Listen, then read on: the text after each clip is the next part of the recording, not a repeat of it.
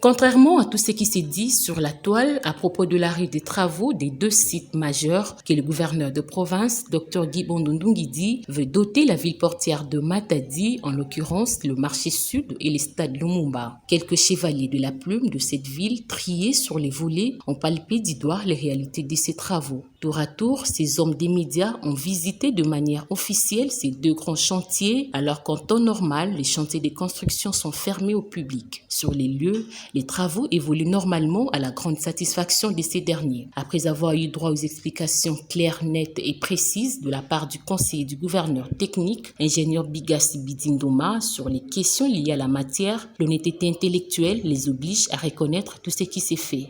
Je suis très satisfait parce que je sens que les travaux avancent normalement. Je vois tout le monde est à son poste de travail. Nous aurons un joyau qui sera vraiment un bijou pour non seulement la population matadienne, mais pour la population du Congo central en général. Et pourquoi pas la République démocratique du Congo. Je demanderai à la population de Matadi, et pourquoi pas celle du Congo central, de ne pas trop suivre les rumeurs. Mais en tant que nous sommes journalistes, il est nécessaire, il est important que nous allons sur terrain pour voir comment évoluent les travaux et nous avons palpé de nos propres yeux. Comme nous disons à latin Weni Widi Wiki, je suis venu, je vis les ouvriers en train de travailler.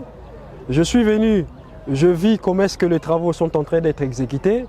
Donc la population matadienne doit savoir que les travaux s'exécutent au stade de Lumumba, les travaux s'exécutent également au marché sud. Très satisfait. Je vis de l'autre côté Mango et de l'autre côté Sodimas. J'ai vu déjà la réalisation presque fin prêt. Tout porte à croire que ces deux sites seront opérationnels d'ici la fin de cette année, car le gouverneur de province, Théa Mordicus, a redoré l'image du Congo central sur plusieurs sujets, notamment sur les volets infrastructures, et son plus grand souhait est de rassembler toutes les filles et tous les fils du Congo central derrière ces grands projets.